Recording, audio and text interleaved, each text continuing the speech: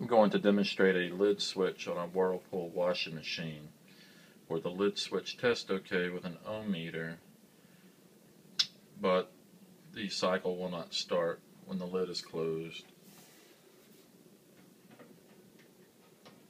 You can hear the lid clicking, but it doesn't start.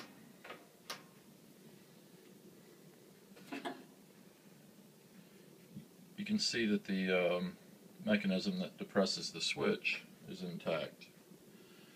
If I take a longer device and push it down, it runs.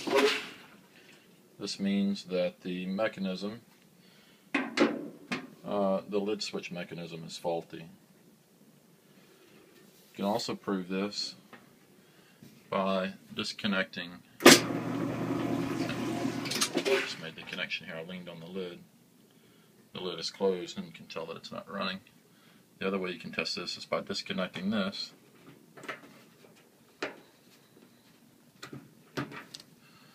and jumpering the outer wires right here.